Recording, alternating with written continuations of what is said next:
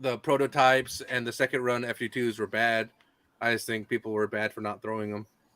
The FD2? I think people just don't. Yeah. Like the new run of them? No. There's FD1?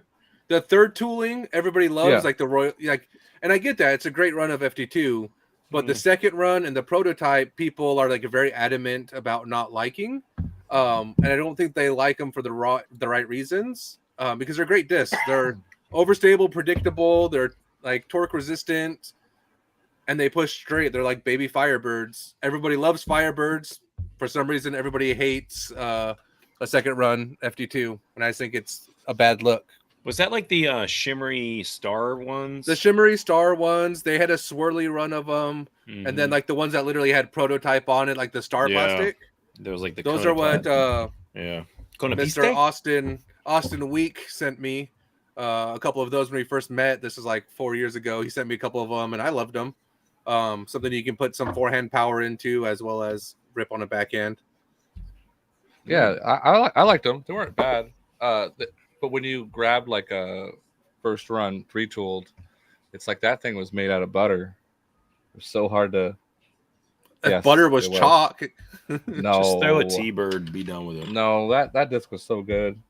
Yeah, that's how we should open this up. What's the most overrated disc you can think of? And I would say third run FD2. Oh, third. Wait, what? Yep. Any expensive Discmania disc. Hot take. Hot take. Most overrated. Oh, that's a hard one. Call the MD Freeze. Whoa, no. Weren't you hyping the glitch? The glitch is cool. I like the glitch.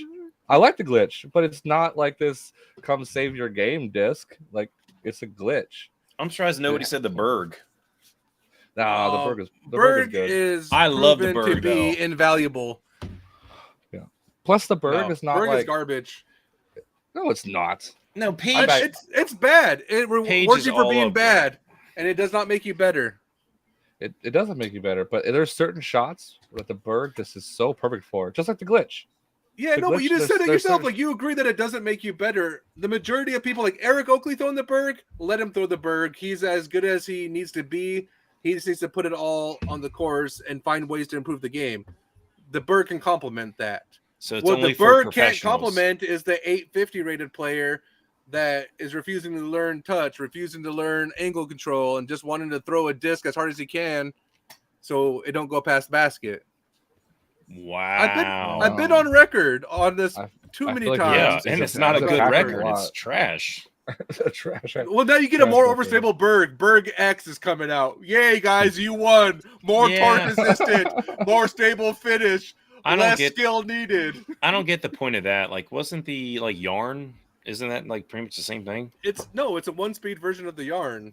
Yeah, that's what I'm saying. It's too like I feel like the slots overlap too much. Oh nope. Yeah.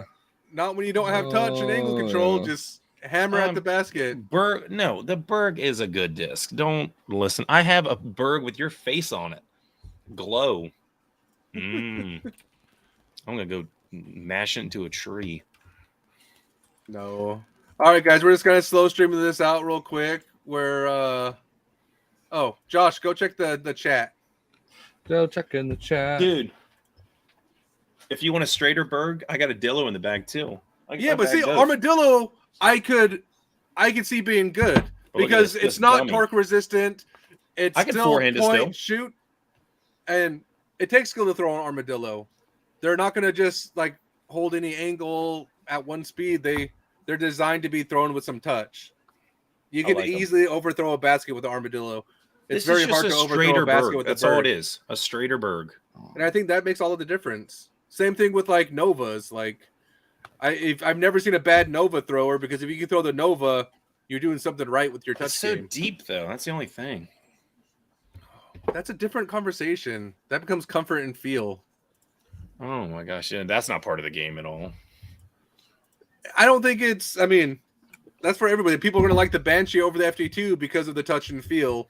That doesn't make the Banshee better than the FD2. Throw a Gremlin. That's what real people do. Gremlins are great. Little, I don't know. I put a V-Rock in my bag, and that's been fun. Was that didn't I sell you or trade you like a shimmery, like one, like 2 years ago. G-Star? Neither one of us knew what it was. We're like, I can't read what it is, and you're like, I think it's like a I think V-Rock it's- 3. yeah. And I still to this day am not sure what it is. No, and to be honest, I bought a Shimmer S-Line V-Rock 3 and totally forgot about your G-Star. And so I was throwing it, and a buddy picked it up, and it was like, Paige, I thought this was that silver one you used to bag that was G-Star. I was like, he's like, this one feels good. I was like, was that a V-Rock? So I had to get into this whole like dialogue and conversation about it with him because I totally forgot that was a V-Rock because we couldn't identify it at the time. Is that what it ended up being, a V-Rock? Yeah, V-Rock 3. Hmm. Yeah, I don't even know what the heck that is. So if It's you like guys a are here, 4401. no, it's like a 6. To be honest, it's fast. The regular V-Rocks though is like a 4, right? No, V-Rocks I think are 5. The Rock is a 4. That's it. Gotta find. I don't. What does the V stand for? Uh, Josh, just let it very happen. good Rock. Very good, Rock. All right, and we're all good, Paige.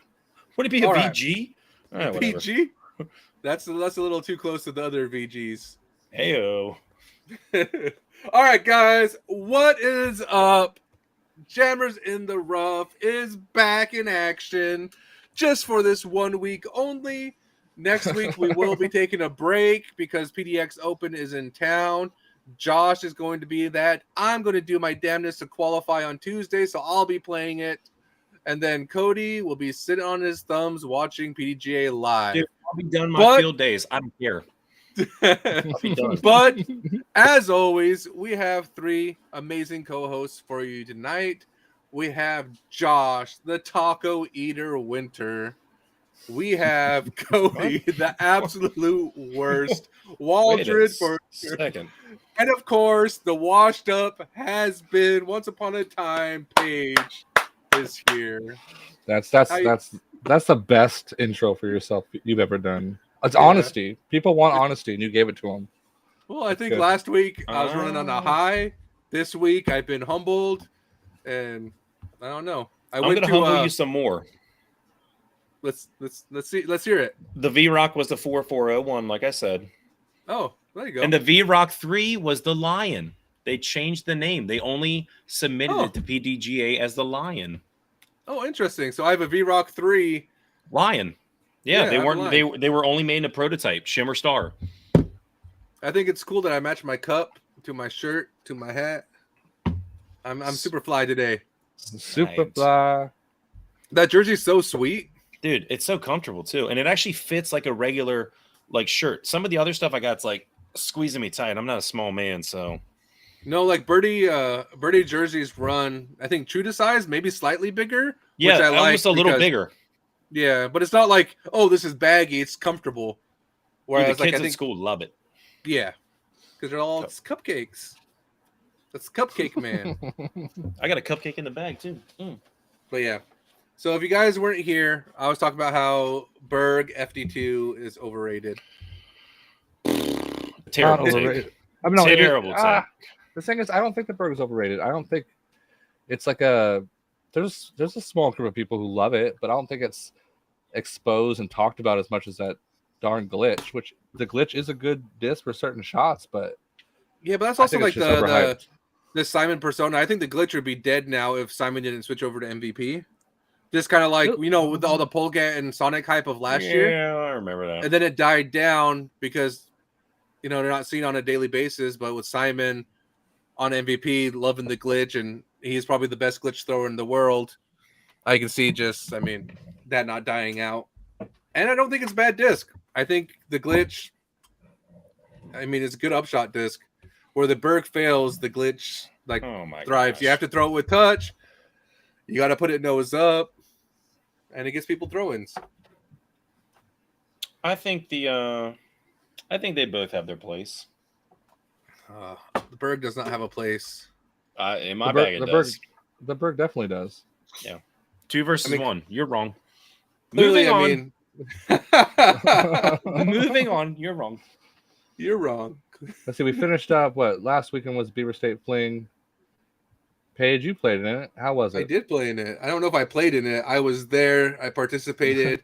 I Mm. threw some You threw throws. discs. You threw some discs. But I don't know if I played in it. Honestly, I mean, Be proud. Be proud of yourself. Oh, I had the clerk's mentality, like I'm not even supposed to be here today. I had a great time. My mental game was top notch. I didn't let, what people would call unfortunate bad luck, all of those little things. Like I didn't let it get to me. My +7 day one could have easily been 3 or 4 down. It was just some of those like 50-50 things that didn't go my way. I peered gaps I've never peered. I was throwing too well on some holes where it's like I've never been here before. Let me lay up, take my par, and I laid it up. It flipped out of bounds. Those type of things. Like I wasn't upset. I didn't embarrass myself, even though I was +7 with an all-star card. I don't feel like I embarrassed myself there. I outdrove Gavin Rathbun twice, and I made sure he knew it. All right, so put it this way, Paige. Give me 2 negatives about your game and 3 positives. To be honest, 2 negatives are going to be too hard. I mean, I don't think the way I was playing this weekend, I don't think the score reflected how I played. I felt like I was playing the best golf I've ever played. Okay. I was just not converting like I wanted to. So not converting. And it felt like my first tournament. Okay. Being on that stage, I felt like I was doing when your first tournament, you're like, wait, how do I hold a putter? Wait, how do I throw? Like, some of that was like getting to me because it mattered all the more. And so, though my mental game was good, it still felt like my first time being on, and it was my first time being on that stage. And I struggled. So 3 positives. I threw so well. My throwing kept me up with some of the people I've grown to respect over the years a lot for their arms and caliber of play. Mm-hmm. I realized my game is quite similar to LaVisca, which was kind of reassuring to like what I was, especially when I look at how I throw. Sometimes you want to be like, oh, I throw like this person or this person, or I want to throw like this person. And I never gave Kale enough respect with how my game mirrored him to think about it. But watching him play, a lot of them was like one disc. We're hammering on one disc and one disc only. We're working on those angles, reinforcing those angles. And then he was throwing a strider like I was throwing a Mindbender.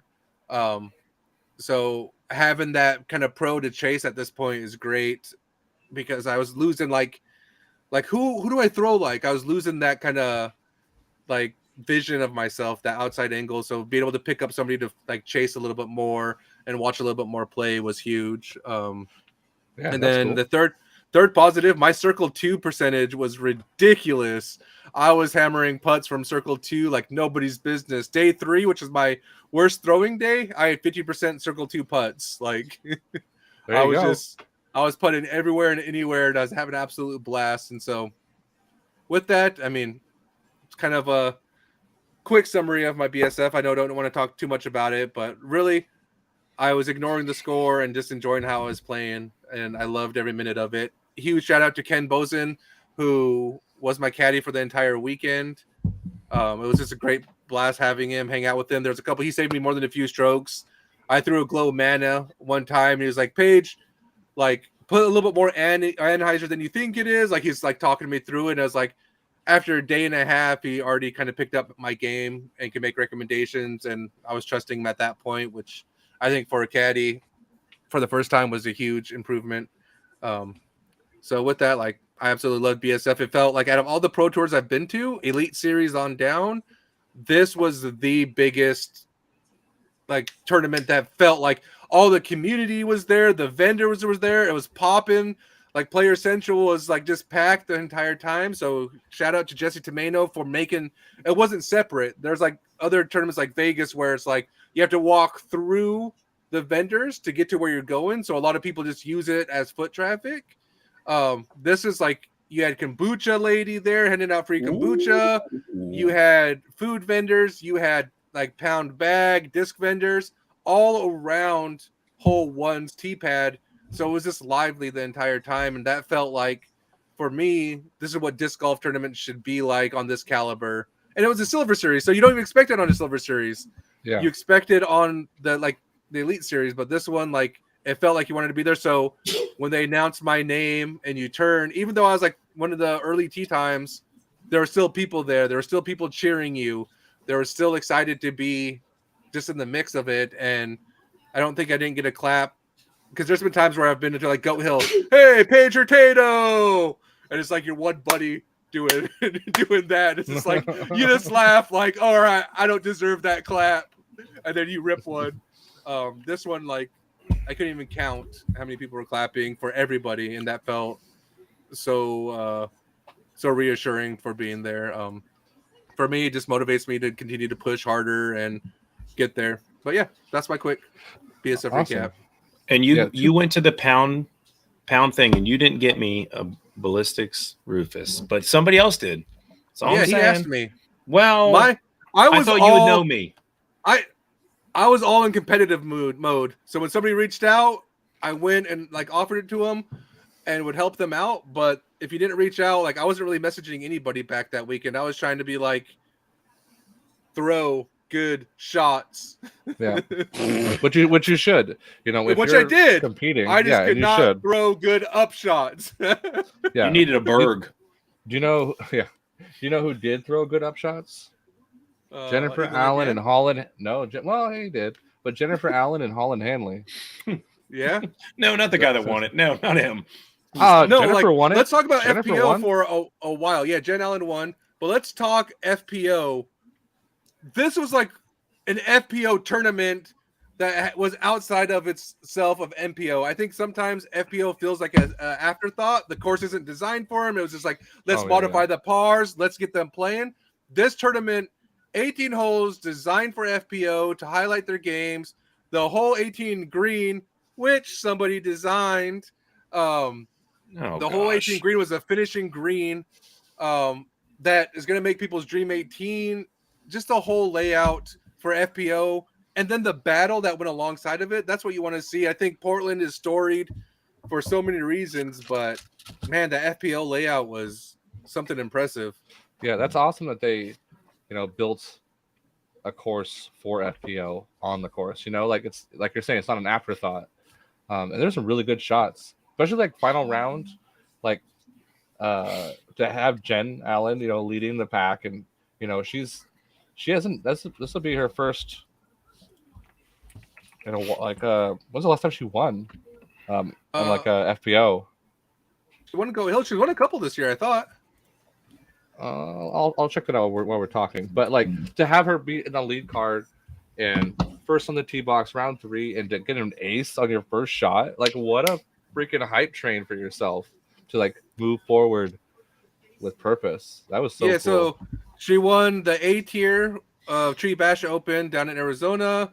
And then she won Maricopa Open. Oh, and the Shelly Sharp Memorial. And she got second at Goat Hill because Oliva won it. That's right. And then she won Master Cup this year for FP40. But I mean, like as far as like on the DG Pro Tour, like outside of Masters, when's the last time she's won a tournament? Has she ever won? Been a while. It's been a while, but I think she's been consistently in the mix. I think she's due. I mean, she's been top 5 in quite a bit this season. Yeah, she's been consistent. She's been playing since '99. That's freaking awesome. Yeah, that's some of the people that are listening to this podcast weren't even born in '99. Competing Think about that since '99. I know, but 99. I'm saying there's people that are listening to this that haven't been born yet. They're little babies. Go to sleep, Dallas. No, that's like what, 24 years ago? That's a lot of people. That's even like Colin Hayden. He was like 1. Little baby. Like I said, he was just a little baby. Jen Allen's was doing their thing. But it was cool. And in Holland, like to watch her play, she just looks so serious when she plays. And like when she missed that, I think it was a putt near like the back 9. That was it. When she missed that putt, it would be really hard. At least the way Jen was playing for her to come back. So I felt for her on this. So I did so good at disc golf this weekend that I was 2 cards behind the FPO lead card, and listening to not only the ace of Jen Allen, I don't even know. I was a long ways away, and you can hear their eruption. But as we're following them, you can see in 17 was where. Like I was stepping up to hole 16 and everyone was like, it's a 1-stroke tie, it's a 1-stroke lead. And they're all excited about it. Everyone was like peeling off to watch. And then 17, you can see how Holland Henley lost it, and it was just kind of like you can just see the energy kind of be sucked out of them because they were so like.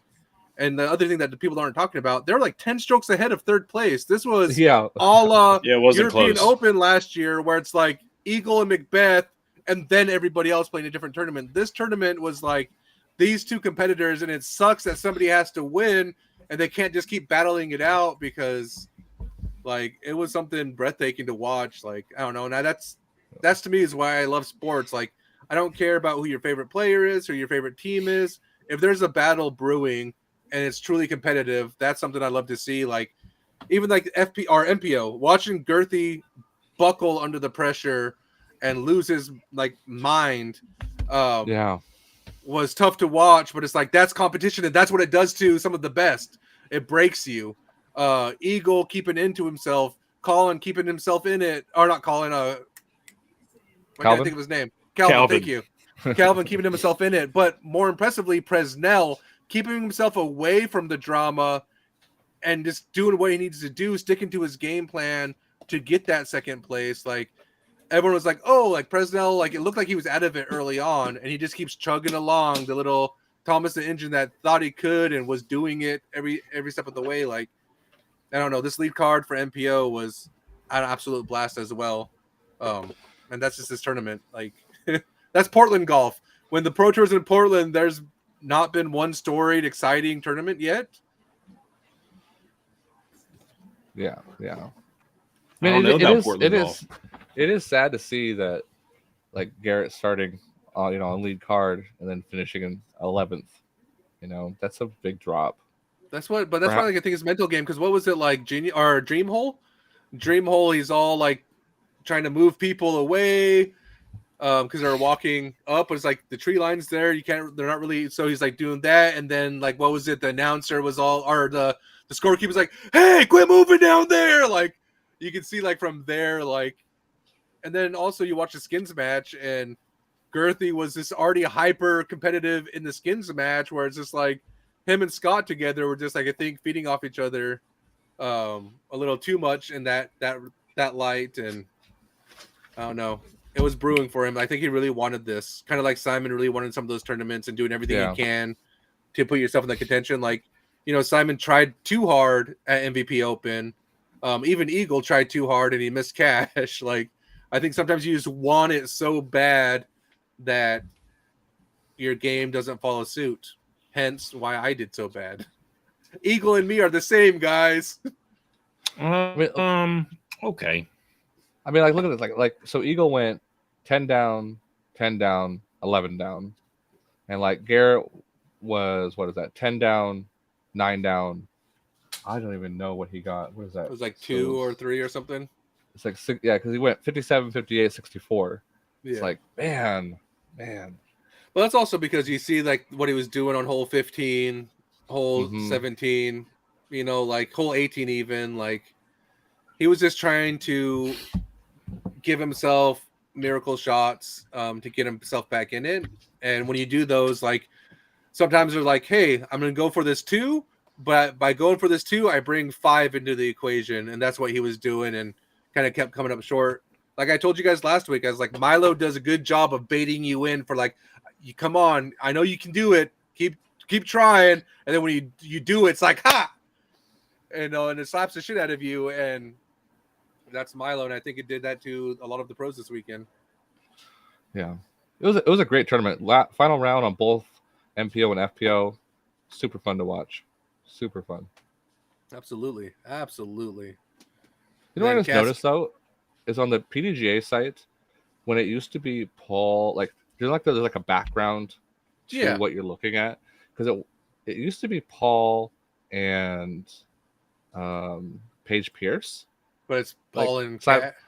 But it's Paul and not Cat, Tatar. Yeah, it's Cat Tatar now. Just imagine what Paige feels. Like she was up there for so long. I don't know. That's probably why they've been working so much on their mental health, though. Like, they've been focusing on that so much this last year. Yeah. I mean, ever since the documentary came out, really, it's been the kind of vocal, the pivot point. They've become more public with their life. and like and that's the same thing with Chandler Fry as well. Like when he started talking about mental health, I thought it was important. Paige Pierce doing the same thing. Like I think these are all important aspects of it, and people too are quick to like. Don't be wrong. Like I think Paige Pierce is very drastic. Of if you ain't first, you're last this year.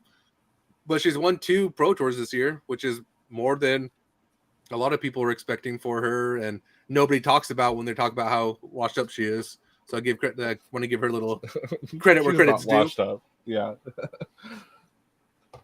Well, But it's like, oh, go ahead. Go ahead. well, no, I was gonna say she's just like Ricky Bobby though.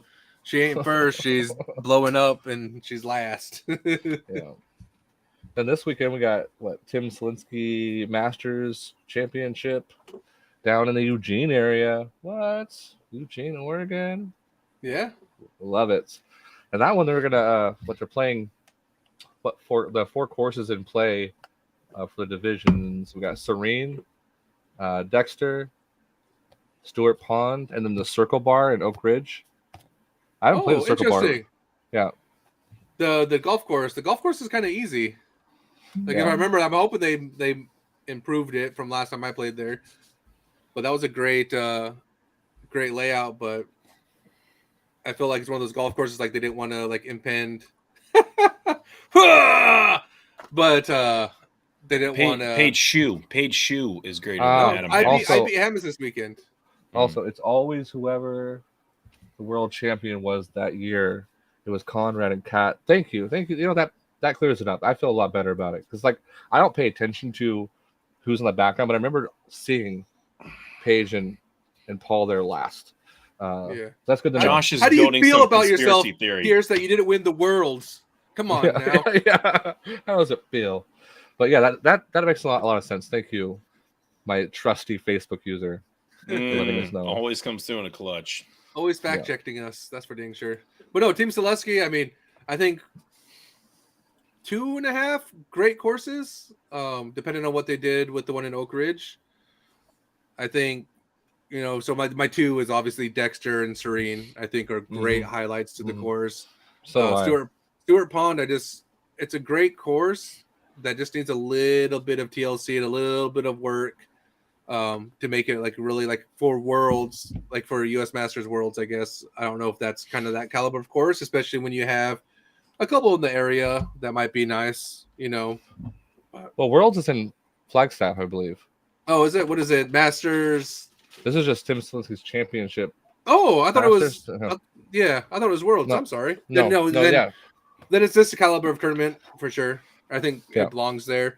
And Oak Ridge, like the golf course there is blast. But I would have liked to see, if you're already in Oak Ridge, I would have loved to see that course pop up on this tournament. It's a good Masters our layout. It's fun. It has character. It's not Stewart Pond. Yeah. I like Stewart Pond. Stewart Pond's a good course. But like if I have the choice of going to like Dexter or Serene, I'm gonna pick those 2 courses for sure. Yeah. So and Serene's, I can't wait to see them. Are there going to be coverage of it? Or I mean, I looked on. It looks like it's like post coverage from PDGA. They did it last year, where they put up the. It looks like it's MP40 is what they're following. Yeah, because I was gonna say that's where like Philo and LaVisca was on it. Mm-hmm. But they did it last year, so hopefully they do it this year. But I'm not sure. But I don't think MP40 is going to play Serene. I think MP40 is playing Circle Bar and Dexter. They're not playing Serene. Like that's a huge disappointment. Like I'm sorry, Serene is like a gem of Eugene, and it's one of my favorite courses. I haven't played in a long time. See, I think I actually saw it. If I went to here, course schedule. Here we go. Let's see. MP40, FP40, MP50. It's Circle Bar, Dexter, Circle Bar, Dexter. Oh. MP55, 60, and FP50. Then MA40 and MA50 are doing Dexter, Circle Bar, Serene, Dexter. Okay. And then Stewart Pond's only being used by a lot of the amateur classes, and then MP65 and 75. Yeah, that makes sense. How did they clean up Dexter for the tournament? It was good. Yeah, we got brand new baskets. Got disc catchers now. Same There's some layout? same lay. Yes, same layout, but like whole what is that? 14 is in the long position now. So instead of being that short shot that 14 has, it's tucked behind the trees, surrounded Oh, like the by par 4 OBs. location, but it's a par 3? It's not a par 4 location, would it be? No, because you do No, I forehand mean, around that I'm corner. sorry. The last time I saw it there, a TD put it in put it as par 4, but it's a par 3. Oh That's yeah, what yeah. yeah. Yeah, but it's also like the way they have to do it because the park, I don't think, wanted people in between the trees. They made the out of bounds like surrounding that green. It's Oh, interesting. gonna be rough for some people for sure. Yeah. Kind of play it like a par 4 where you like just chip, move on. Yeah, it's definitely placement shot to then long putt, or you could skip it in there though. There's possibilities. It's not that long of a hole. What about 17? Is it tucked away in that right position? No, no, it was straight up the hill at the Okay. top hill position. Yeah. The best position. Mm-hmm. Man, I'm so happy I've birdied that hole so many times. Oh, look That's at a really Josh. good- He's getting good. That's a good birdie hole, man. I'm always great birdie happy when I hole. get it. All right, let's see. Then what we got? Portland Open is coming. Well, even before What's Portland Open, like we got Cascade Challenge this week. Oh A yeah, tier up north. Quite a I'm so. Oh, go ahead. I was to say with the Masters tournament in Eugene, it forced our Pro Tour that's in town for the PDX Open to shift north to Cascade Challenge. So this A tier is just jam packed with a lot of pros that are just sitting in wait for PDX Open. And so I'm kind of curious about what these guys are going to do to this course. It's a fun course, tight wooded, technical, fun course in a random spot. But I'm just excited to see people shred this weekend. I mean, the depth of the tournament is ridiculous. I completely forgot about it. I was like, I'm like hyper focused on the one here in my town. So like, it's really. Oh, hard I'm to sorry. It's a think Silver of another one. Series. It is a Silver Series, so it's not even an 18. It is. Okay. Yeah. Well, I was gonna say, yeah, you're focused down south. But And then they're yeah. moving back to PDX Open, which that's gonna be. Oh, I'm so excited for it. It's gonna be a really good tournament. You're gonna try to do MPO again. Yeah, got the qualifier on Tuesday, so I'm gonna do my best to kind of qualify and sneak in the back door again, and Yeah, just follow up it's my all- Silver Series with an Elite Series. That's And I that's feel the like dream. Glendevere, I think, is made for your game too. That's- It's a lot of bomb shots, and you got the arm for it. I think if you get in, you're gonna do really well. I can feel it.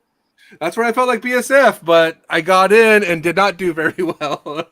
Yeah, but Milo's different though, because Milo, it has its way of just getting in your head if you like start to mess up at it, and Yeah. then you start to, like we talked about last week, is like you take risks that you shouldn't take, and then something happens, and it's a mental strain playing that course. No, It's so definitely. much You're fun, right. though. Like my game translates really well to golf courses, and it's not just because I know how to bomb discs. Like I play my best safe golf on golf courses, which is really cool aspect of it. I don't really take bogeys too often because I dissect them really well. Because I tell people like the one thing I can do, say one thing about Paige, say he can throw a hyzer. That's the one thing I can do. But yeah, so I'm hoping to do that, and it's gonna be my first AM tournament of the season following Tuesday with the little Portland Open flex starts. Oh yeah. Yeah, so gonna put some ridiculous pressure on myself. I'm pretty much just treating it as practice rounds, hoping I qualify on Tuesday, get some like additional like tournament prep on Tuesday, tournament rounds on Wednesday, take a break Thursday, and then make a big push Friday. No, it'd be Thursday, so never mind. Yeah. And then just keep it going and keep pushing. So from Tuesday to Sunday, my hope is to be one big tournament mindset. Yeah, it'll be good for you. I ended up doing what is it? Ended up getting some work done on my body. Little cupping action. What? I'm Cupping? confused what happened. What the hell is cupping? Oh, it's Oh, is it where they put the cups on you and suck the air out? And... yeah. And so it breaks up Nice. like your blood vessels and everything, kills some of the old ones, so your body can grow some new ones. But it's really like when you're like, you know, when you have a massage and they're like, oh, I'm trying to get you to release or whatever. So some of those tough areas that don't want to release, they'll end up going to cupping or like the fasciitis scalping or whatever. And so my whole, like, funny enough, my whole body, it was an hour and a half. My whole body was good except for my right side. Like my lats were tight, my upper body, chest, my inside, like it was just everything. She was having such a difficult time getting it to release, so she had to resort to cupping, and it feels great. Like for how I felt yesterday compared to today, like my IT bands were so tight, like my hips couldn't open, and so they were like locked. So I had her like loosen up my IT bands, and so I can actually get flexibility. Like I'm doing everything I can to prepare for next week. And so when I shoot like plus 10, I'm just gonna be like, I don't know what to do with my life and give up all entirely of disc golf. I love it. I love it. But yeah, what do we guys? PDX Open Elite Series. Are we? What do you guys So think? let's call it. Let's pick a I mean, winner. I was right with BSF. I called Eagle. Yeah. All right. MPO and FPO. You get one. I normally do 3. No, we get one pick. One FPO, one MPO. Cody, you go first. I'm gonna go Tatar Calvin. Is Tatar there? No. Calvin, and I'm gonna go Paige Pierce. Paige Pierce. Is she playing? Let's You find know what? out. I'm gonna give her the benefit of the doubt. Paige Pierce she's is not there. playing. Yeah, she is. Is she? Yeah. Oh, this is the wrong tournament. Good job. Yeah. So you got Paige. what you got? You say Calvin and Pierce. Calvin and Paige. Yeah. Okay. Okay. Hmm. You know what? I'm gonna go with Proctor. This is his day. I do like a Proctor. I think Proctologist. the way he's been playing, and like being in the Northwest, I think he's gonna do very well. As far as FPO, you know, I'm gonna always Missy Gannon. He's gonna take it. You guys are boring. No way. I'm going to go with my new buddy Gavin Rathbun this weekend, or PDX Open. I think him on a golf course with his new arm is going to do amazing things. And him and that judge is ridiculous. So if you guys haven't heard, he has a new Tour Series judge coming out. The things he was doing with it. Sparkle. It looks beautiful. Sparkle. Is it flexible? Did you get to hold it? I didn't get a hold of it. He didn't let me touch it. So that's going to be my pick for the PDX Open. I think Rathbun in Portland. And if I don't qualify, I'm going to see if he needs a caddy and go caddy for him. And then my FPO, I think Ella Hansen. I think she's due. I think Portland does a good job of ushering in new stars. So Gavin being a new star for that stage as well. But Ella, she has the distance to make, big throwers humbled on that FPO side. I think she's going to jam her, like, I don't know, what is it? The showstopper? She's going to be a showstopper out at PDX Open. Lucid Confetti is what R. Emmer33 on YouTube says. Oh, is that Emerson Keith? Wouldn't that be the other? Yeah, okay. I just saw Emmer. What's the R there for? I don't know. Richard? Maybe it's like really not Emerson. It's like Richard Emerson Keith. But yeah, Lucid Confetti. He was throwing it really well. I think with him and his distance, with his enforcers, and that thing is going to do well at PDX Open. Yeah. And I think BSF, a lot of people got roller game going, so that's even like I dug out some of my roller discs and was like, I got to get my rollers going again. What are you using for rollers? I was going to say, what you rolling? I was going Cervini for a long time, liked it, but I lost my beat in one, and so instead of beating a new one in, I threw a heat in just for old time's sake. Heats are just super flippy. Yeah, I go sky rollers, so it's like put on hyzer, watch it pull to that cut angle, then stand up. That's my Yeah. preferred. I kind of started getting away from the forced over. Yeah, You're, I did the same thing. I got away from the force over because I was using like Zoe Sphinx, Mhm. like a beat-in one, super flippy, but like you force it over and land it early. And I switched recently in the past 6 months to the Halo Sphinx because it has a little more stability, and I just sky roll it. I've been getting some good distance with those rollers Yeah. with that disc. Paige, what is the stamp on that disc? Cthulhu. That's what I thought. What is it? I want that. It's flower. No, It's a I Pathfinder. love the It's- Cthulhu. Oh, But the speaking mad of, when Arab speaks. that's right. When you were talking about when you're talking about your Cervini, my blue one from Zach is a little flippy. I can get a flip up, but it'll come back. But the red one with your stamp on it is like a roller. That thing it's a little My domier. stamps, I think my run came extra flippy because I grabbed They a are red flippy, one. man. I grabbed a red one with the terminal velocity stamp on it, and I went to throw a roller with it, and it was like, "Oh, hyzer flip to flat to turn." I was like, "That's not a roller." Yeah, that's what my blue one does in my bag, and it's Yeah. flat too. Yeah, this run with the team stamp on it. This one nice and flat, but it will flip up, flat, turn, come back. Yeah. Get some good distance though. I But know, I'm speaking trying of like roller discs, what do you guys use for like when you're in deep trouble, like your get out of shit disc? So usually I grab A two bird. things. All of my scramble shots are usually covered by my mobile store run of Color Glow FT3. So I grab that for a safety net, and then Uh-huh. I grab what I think the shot correctly is going to call for. So like, if I think I'm going to have enough room for like a standstill backhand, I'm going to grab my Mhm. backhand disc for that. But I'm going to grab that FT3 because if I need to go tomahawk, flick roller, hit the gap on the ante, like, so it's kind of like my safety blanket in regards to that, to where it's like, if you see me going into the off the fairway into the woods, I'll always have my orange FD3, and then Mhm. whatever I think the correct shot is going to be, depending So on like FD3. yeah, FD3 for sure. Oh, okay. What about you, Cody? Mid range, my Ursus, and then if I need a little bit farther, Felon, Lucid X Felon. So kind of like Page, something really overstable that if I need to work those angles and just get out, I can do. Those usually cover most of it. Mhm. I remember for a while I bagged a Stego and I only used it for like stupid shots. It was like Tilt? this. Yeah, it was a baby tilt. It was like I don't know what else to do this for. I'm stuck Looks behind like a the giant tree. Zone OSs are kind of like baby tilts now. The Zone OS is one of the most uncomfortable discs I've ever held. I do not like them at all.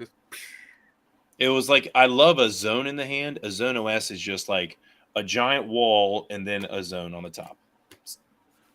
And I was giving a buddy a heck because we were playing BSF, and I was like, "Oh, you see somebody throw like he's like throws an Anheuser, just flexes out, lands softly." And I was like, "Oh, hey, great touch." So walk up there, it's a Zone OS. I was like, "I take that back." You don't have touch, you're trash. He was trying to convince me, like, no, you have to have touch to throw it. I'm like, no, Anheuser fights out flat. Like, but Yeah, what What about What's you, your scramble Josh? disc? For me, like depending on, like I do the kind of same thing Paige does, where like I'll bring the disc that if I have my opening, I can get out with it. And that's usually going to be like a Glow Votum. That usually is what I'll carry in there. But like my get out of shit disc 100% is the D-Line FD. That is Oh yeah, use it. So you're on the other end. Top. You're super flippy. Yeah, it's like tomahawk, thumber, roller, straight shot, hyzer flip out, small holes. Like it is my go-to for getting out of trouble, and it's very. It doesn't let me down very often, and that's why it's like stayed as like my go-to for so long. I'll have people toss me a disc like from my bag. Like if I get to my line and I don't have like the one or two, I'm like, hey, that one, throw it to me. But they're like, it's over 10 feet. I can. It counts as a throw. Like, oh my gosh, we're playing casual. but they don't Don't be have weird. measurements to it anymore. It's not measurement. It has to It's be in- like intent It's to throw. intent to advance your lie. So if a buddy tosses you a disc, there's zero intent to advance his lie, because his intent is to give you your disc, and so that's That's not a throw. and Shout out to shouldn't be PDGA penalized. for making a good rule. Good job. No, because it's also like stupid ambiguous. Because I had somebody is like he was going 1, 2, and like he would throw on 3. So there was a hole. He was like 1, 2, and he throws it all the way behind him like 300 feet. And he's like, "What do I do? That was an accident. It slipped out of my hands." And so we didn't call him on it. We didn't penalize him. But it's like Was that during the BSF? But that No, also no. isn't. That's intent to throw though. there was an intent to throw because he established that his warm up is 1, 2, and then throw. So when he does that on the second one and it comes out, there's not But intent because that's him going through. That's like I saying don't know I meant about to that I meant to hyzer and I messed it up. Like I intended to throw a hyzer, but I That's a threw an gray anhyzer. area one. That's a Yeah, gray that's It's area. not I a don't- gray area. I don't think it is. Like his intent wasn't. It just slipped out of his hands. So then No every different bad than when, throw, like, you're I'm lying, just gonna say it If Nate slipped. Sexton's sitting here like this and then it slips out of his hand, But nobody's that's gonna not call an him on that. active throw. He's not- That's But that's Yeah, his he's not free. throwing it. That's his routine. The routine is established, and he established his routine before that happened. It's 1, 2, throw. my Okay. routine is I One- throw crappy shots, and it doesn't matter. I right, still have all to right. count it. A I'm just saying, once the different- routine's different established, huh? Different situation. Say Get Nate I- Sexton on next say, week. We're gonna say talk I to him. go up to throw my shots, and what I do is I do a pretend, a run up to holding my disc and just like swing through holding it, kind of like James does. You know how Yeah. James takes it? Yeah. So I go and I go to do that. It slips out and goes, 150 feet down there. Am I going to be like, oh, that was an accident? I'm not going to count that as my shot. I mean, if your routine's established and it's part of your routine and it slipped out, then yeah, I wouldn't fault you on it. No, Because that's your in routine. a tournament. In a tournament. In a tournament, Oh, wait, I'm because sorry. that's your routine. Like if James Conrad is doing his little like kind of following through, lining it up, and then like it slips out of his hands and goes 150 feet, clearly he was in his routine and it shouldn't be penalized because it wasn't his throw. It wasn't his intent to throw. His intent to throw is like, okay, I did my routine. I'm going to set up. Now I'm throwing. And then there's intent. All right, That's- flip side. Your buddy that does it on 2, he makes a great throw on 2 and it goes in. Are you going to say, sorry, we can't count that ace because you did not intend to throw? Uh-oh. Devil's that's where advocate. Well, so would you Well, it's argue not- that it's didn't not count? for me to. It's not for me. No, to I call would say because it's good, man. You threw one- it. I don't care if one- you're counting to 1, 2, or 3. If you can't count, that ain't my problem. one maybe he can't brings a rule into question and the other one doesn't. He's not going to call it on himself to be like, "What do you guys think? Do you think that ace should count?" And so we're not going to talk about it. We're going to move on. Oh, But when it's clearly an next week we're accident, going to spend a whole hour on this. Yeah, I'm see, just that's saying, too, like- that's too gray. That's too gray. There well, should that's be that was black and my white original answer. point. Yeah. That was my original point about the rule when Cody was like, "Oh, congrats PDGA, you did a rule," and I was like, "Oh, but it's like ambiguous by nature, and because it's ambiguous by nature, this gray area exists." Bring your where friend I've on here. already Let's seen argue it. with him. Let's tell him. Listen, homeboy, you're Like, 1, 2, 3. I'm not ends taking today. one side or the other. I'm just Yeah, saying you are. if we're taking this ambiguous rule, Yeah, you are. one can be applied and one can be argued to be applied. And that's Okay. the tough thing with like with Girthy this weekend with on the rope. The rule was to take it a meter of immediate relief. And he's like, well, people shy their meter. Calvin was like, my meter is 3 foot 2 inches. And we chuckle, but it's like he's already trying to like push back in the vagueness of that and find a way because he doesn't like the tree in front of him. He doesn't like the rope here. And like, I understand it's a safety issue, but then in dramatic fashion, he throws his hand, gets tangled up in the rope, and is just like, okay, dude, like I get it. The rope is there. You don't like the call. So should we bring a ruler? Should you bring a ruler? They A have those meter things. stick. They A have these meter like they have stick. these collapsible meter sticks that are Get for 'em. disc golf. Get them out. Oh, really? Yeah, I've seen a But- mini that has a retractable thing that's a meter. Like a mini Yeah. has the little, it's almost like a little like tape measure. but it's just like everyone's like when it comes to ambiguous rules, everyone's going to try to argue in their nature and interpretation, and that's a tough thing. Like Magic the Gathering, a comma would be the difference of how a card is played. A comma. Calling an English professor. And so it's like, and you have to be specifics of being like, hey, there's instances where this card exists with this paragraph, and this card exists with this paragraph with the comma.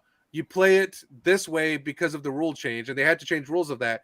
And so when it comes to like disc golf, I have that same mentality of I'm not going to argue what isn't written what I'm going to argue is what's written. And if there's no intent, you can't prove intent. You're Any just gonna argue to nonprofit will argue. show you can't argue intent, which is why it's one of the weakest forms of data submission. And because you can't do it, who am I to argue that you were intent, like this wasn't your intent to throw it? Because I can't.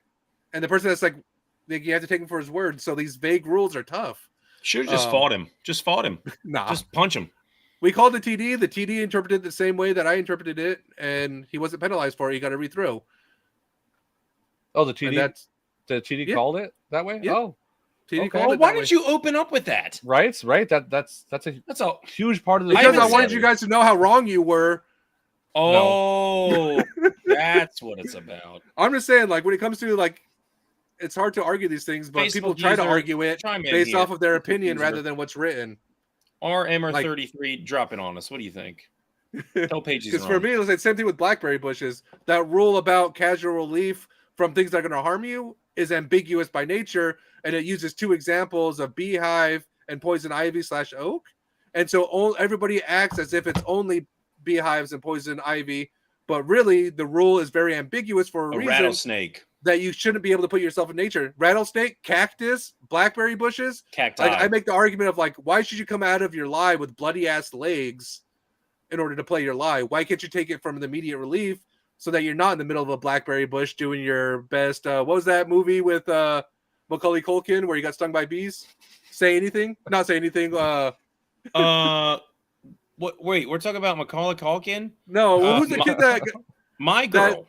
My girl. Yeah, there we go. What did Where you he got just say stung by that movie bees? was called? Good. What did you say? Say that was anything? called? That's right. It was the wrong romance movie of the 80s. Oh my Oh. gosh. Oh wait, That was John RMR. Cusack. Moral of the story: practice throwing with the disc is a bad idea. See? Thank you, RMR33. Yeah. We will take Bad your idea. word as The good idea is to argue rules. If nobody can prove intent, then just throw your shots until you get a good line. And be like, that was my intended throw. practice throw with an empty hand like an adult. I like the Like like an an adult, like a man or a woman.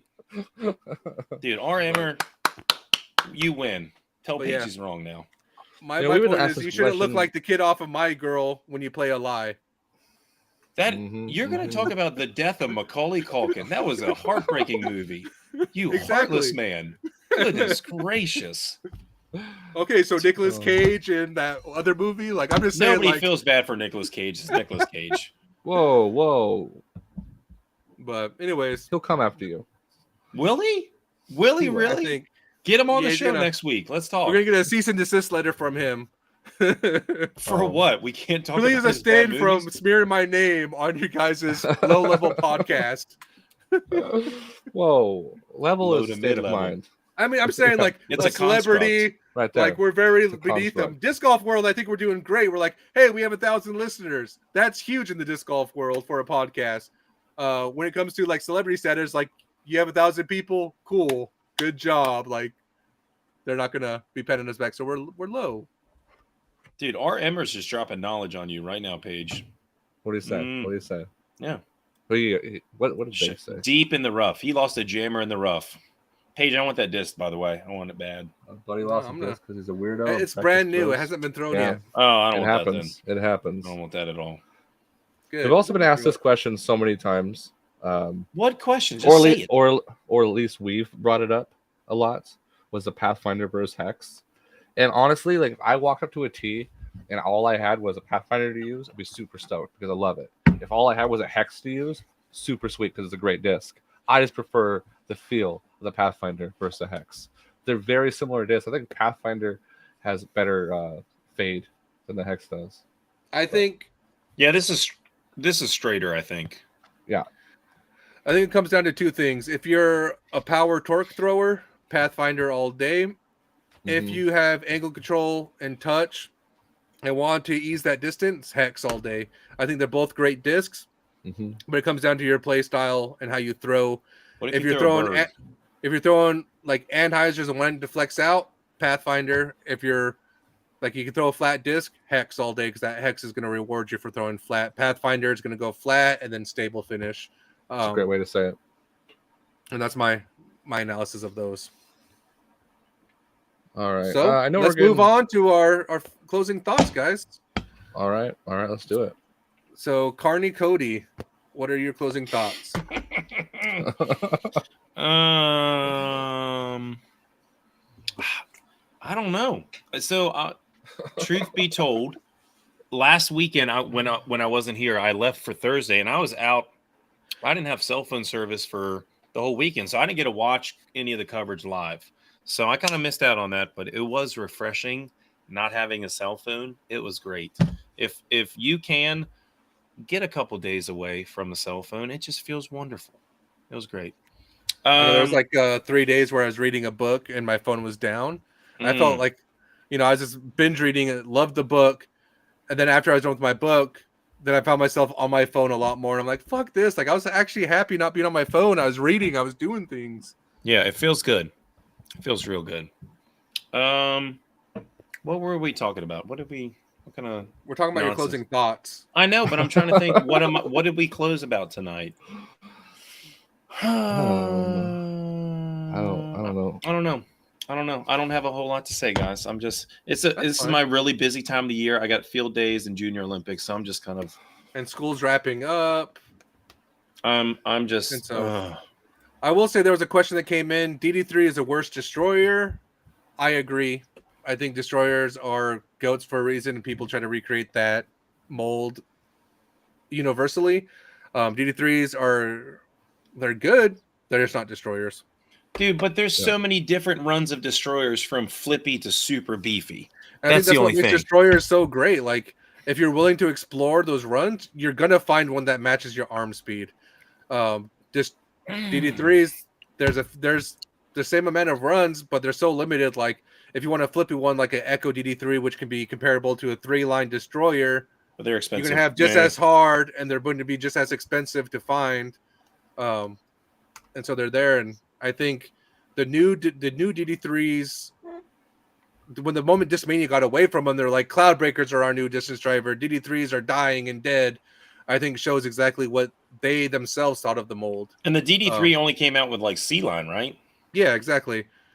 Oh, and C-Line and Cloudbreaker 3 was the last DD3 before the Cloudbreaker took over that, kind of mold, and they kind of muddled that together. I don't like that. Exactly. I wish they would have picked one or the other. And they did. They picked the Cloudbreaker. I know, but I'm saying like they made it both the same for a while. Why not just say it's still DD3? Separation, because even themselves are getting away from their mold. That's true. And I think that shows why the Destroyer is better than the DD3 in a lot of ways. Josh, what are some of your closing thoughts? I'm super excited for the Portland Open next weekend. I'm very excited for it. There's just another reminder to everyone that we are not going to be on next week. We're not going to be recording our show. It's going to be 1 week off. On the woods. I'm going to try to be on the side of the woods. Yeah, that's coming up pretty soon too. Me going out to the woods. Are you talking about like your Carnival Dance Fest?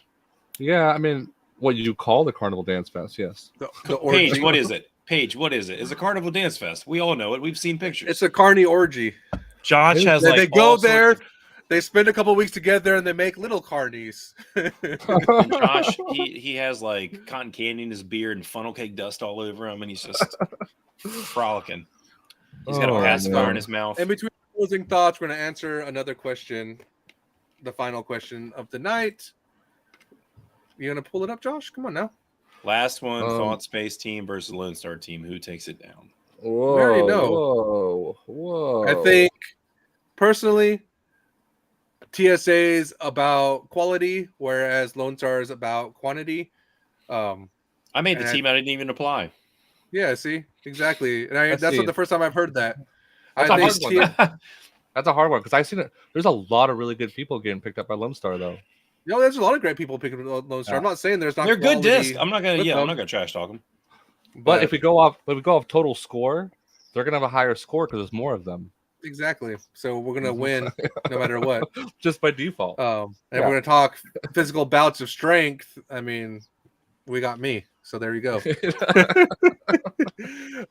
No, I think it's great because it's like, how do you, like, even on the Pro Tour side, like, Emerson won a tournament, which is great, but Proctor's been consistently dominating and making lead cards, and it's like, which one Like they're both really hard to do, and how do you give one more credit than the other?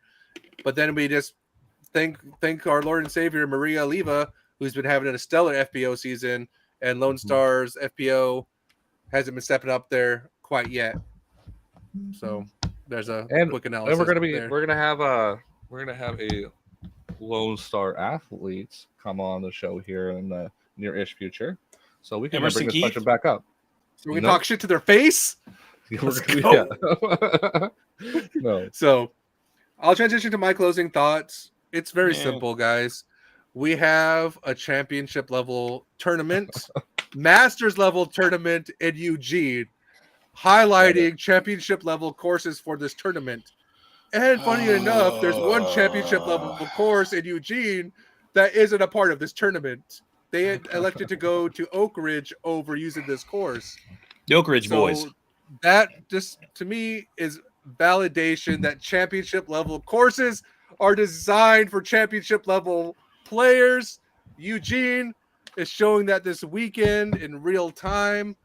Thanks, I just Dale. need you guys to know that because you guys have been along for this ride. You've been along for my pettiness, and Paige is validated and vindicated and right. More importantly, I am right. I think you're just So- petty. I'll agree with you. You're just petty. I'll give you that. He is petty for sure. There's no doubt. You're petty. So that is my closing thoughts for the day. That's so what with you that, wasted your closing thoughts on. We're gonna transition to our sponsors. We want to highlight an amazing individual, Rare Air Discs, Alex V. Please use code JAMMERS for 10% off.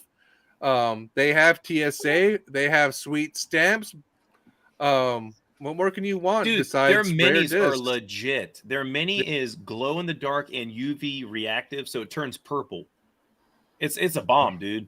I love this thing, and I get a lot of compliments on it because they're like, "Did your thing just turn purple?"